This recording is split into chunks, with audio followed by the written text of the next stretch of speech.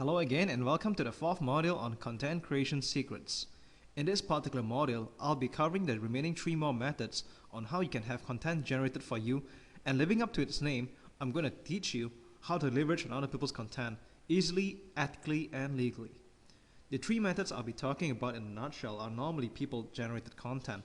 The first one I'm going to talk about is something rare that people normally don't talk about, and that's Google Alert and mailing lists.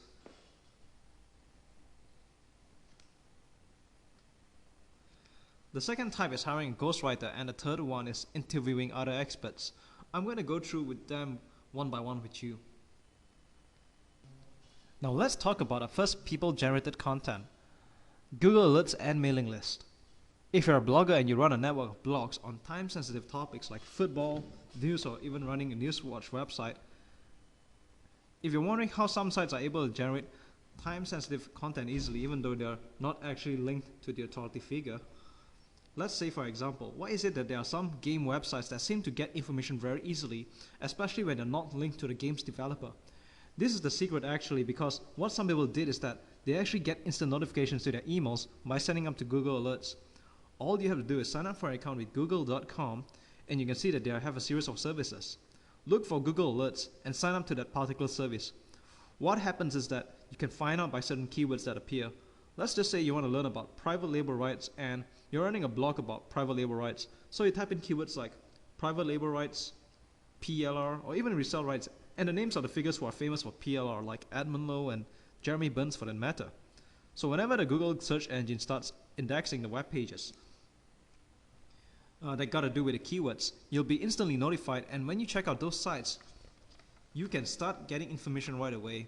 You can start notifying through your blogs. So this is one very quick way of getting content in your blog for time-sensitive topics.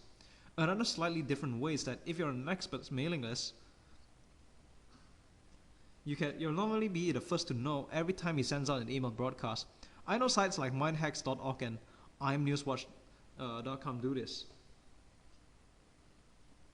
The reason why they're able to get a lot of time-sensitive content is that they normally use Google Alerts or sign up to an expert's mailing list, and they'll be just quote them or tell them from a third-person point of view and then add some content. But do beware, normally most mailing lists and content from other websites have copyrights on them, so the safest thing to do is just merely quote as a third party.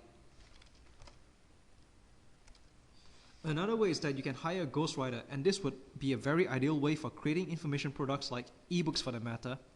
A couple of places to look at on the internet are elance.com and thewarriorforum.com.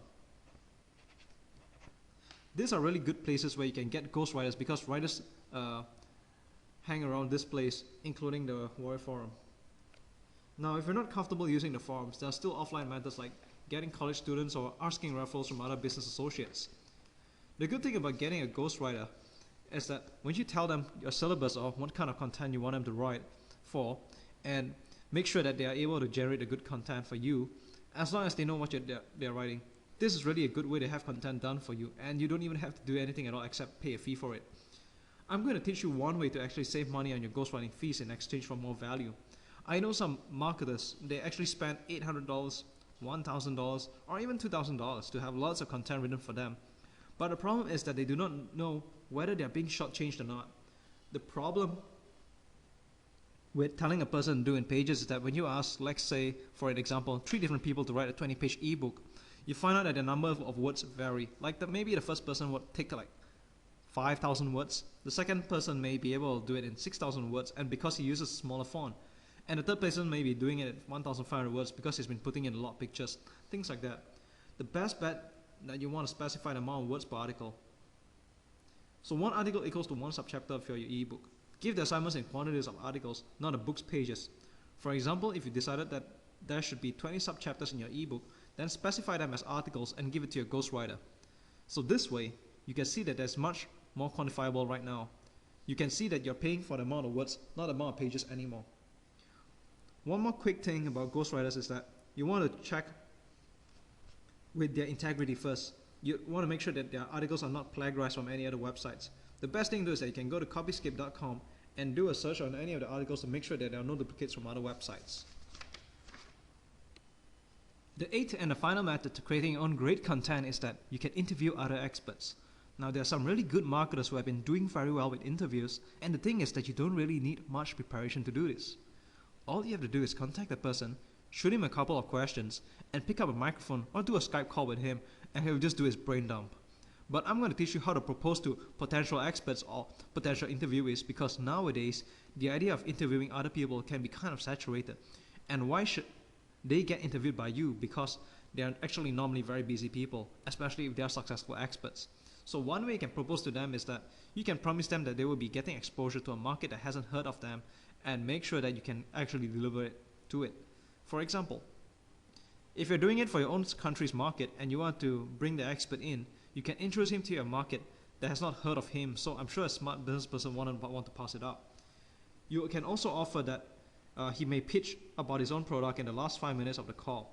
So give a set of questions in advance, like 4 to 6 will normally do. And this can actually last 30 to 45 minutes depending on how elaborate he gives and how challenging the questions are. To be able to do this interview online, you can use Skype or PowerGrammer. These are really good tools that are actually free.